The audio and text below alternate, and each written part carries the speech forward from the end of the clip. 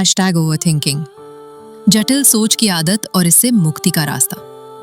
Thoughtful, क्या कभी ऐसा महसूस हुआ है कि आपका दिमाग एक उलझा हुआ जंगल बन गया है? हर पेड़ सवाल, हर पत्ता डर और हर हवा कोई पछतावा लिए चलती है। आप भागना चाहते हैं पर विचार आपको जकड़े रहते हैं। ये कोई सपना नहीं बल्कि बहुत से लोगों की हकीकत है। वे बाहर से सामान्य दिखते हैं, हंसते हैं, लेकिन भीतर उनके विचारों में एक जंग चलती रहती है। यही है ओवरथिंकिंग, विचारों में उलझ जाने की आदत। ओवरथिंकिंग क्या है? थॉटफुल ओवरथिंकिंग सिर्फ ज्यादा सोचना नहीं है, ये है एक ही विचार को बार बार दोहराना, बिना हल निकाले खुद को उसी दर्द में फंसाए रखना। ये एक मानसिक जाल है जिसमें इंसान अपनी खुशी, आत्मविश्वास और शांति खो देता है। गौतम बुद्ध ने कहा था, जो हर विचार को पकड़ता है वो स्वयं को खो बैठता है। ओवरथिंकिंग भी यही है, अपने ही विचारों में खो जाना। ओवरथिंकिंग के कारण: 1.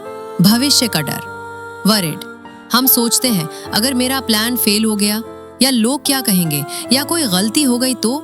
ये डर हमें हजारों कल्पनाओं में उलझा देता है जो हमारे नियंत्रण में नहीं होती। 2. अतीत का पछतावा, काश मैंने ऐसा किया होता, काश वो गलती ना होती। इन विचारों में हम बार बार अपने अतीत को जीते हैं, जो बदल नहीं सकता, बस वर्तमान को थका देता है। 3. Perfectionism, rashly. सब कुछ परफेक्ट चाहिए, कोई गलती ना हो। ये सोच हमें हर कदम पर रुकने को मजबूर करती है। 4. आत्मविश्वास की कमी, दूसरों की राय, उनकी नजर में खुद को साबित करने की चाहत। ये बातें हमें अपने ही जाल में उलझा देती हैं। ओवरथिंकिंग के लक्षण: नींद में कमी या बेचैनी, छोटे छोटे फैसलों में अत्यधिक उलझन, बार बार चिंता करना और सबसे बुरे परिणाम के बारे में सोचना, खुद से नकारात्मक बातें करना, हर सकारात्मक बात को भी नकारात्मक नजरिए से देखना। ओवरथिंकिंग का दिमाग और शरीर पर असर: ओवरथिंकिंग सिर्फ मानसिक नहीं, शारीरिक नुकसान भी करती है। इससे स्ट्रेस हार्मोन कॉर्टिसोल बढ़ता है, जिससे इम्यूनिटी घटती है, थकावट और चिड़चिड़ापन बढ़ता है, नींद खराब होती है, क्रिएटिविटी खत्म होती है और डिसीजन लेने की ताकत कम हो जाती है। ओवरथिंकिंग को समझना: मनोविज्ञान के अनुसार ओवरथिंकिंग 2 रूपों में आती है। रूमिनेशन, अतीत की बातें दोहराना, और वरी, भविष्य की चिंता। दोनों ही दिमाग को थका देते हैं और कोई हल नहीं देते। तर्कशास्त्र कहता है समस्या का सबसे सीधा हल अक्सर सही होता है, लेकिन ओवरथिंकर हर चीज में जटिलता ढूंढता है। वैज्ञानिक दृष्टि न्यूरोलॉजी कहती है कि जब हम ज्यादा सोचते हैं तब दिमाग का एमिगडाला, भावनाओं का केंद्र, हाइपर एक्टिव हो जाता है। इससे शरीर और दिमाग दोनों पर असर पड़ता है। ओवरथिंकिंग का कोई ऑन ऑफ बटन नहीं, ये धीरे धीरे आदत बन जाती है। ओवरथिंकिंग से कैसे बाहर निकलें? Right and dump technique. जो कुछ भी दिमाग में चल रहा है उसे कागज पर लिख दो। इससे दिमाग को सिग्नल मिलता है कि अब इस सोच को दोहराने की जरूरत नहीं।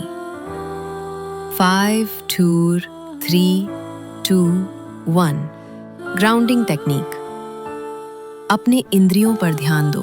5 चीजें देखो, 4 छुओ, 3 सुनो, 2 खुशबू पहचानो, 1 स्वाद महसूस करो।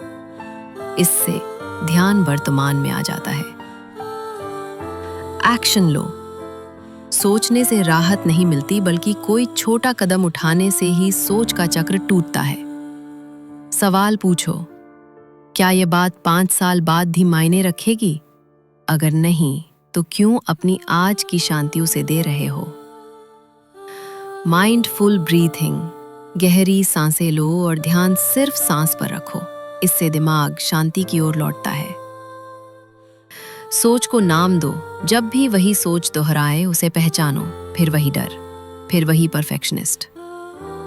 नाम देने से उससे दूरी बनती है और आप समझ पाते हो कि ये आप नहीं, आपकी सोच है। खुद को याद दिलाओ, ओवरथिंकिंग आपकी पहचान नहीं, बस एक पुराना पैटर्न है जिसे बदला जा सकता है। पहचानो कि आपके अंदर क्या चल रहा है, क्यों चल रहा है, और छोटे छोटे एक्शन से बदलाव शुरू करो। अवेयरनेस पहला कदम है। सोच को चुनौती दो और खुद को वर्तमान में लाओ। निष्कर्ष, ओवरथिंकिंग कोई बीमारी नहीं, एक मानसिक आदत है हमारी बनाई हुई। इसे तोड़ा जा सकता है अगर आप अपने विचारों को पहचानें, चुनौती दें और छोटे छोटे बदलाव लाएं। सोचो नहीं, करो। अवेयरनेस और एक्शन से ही दिमाग कर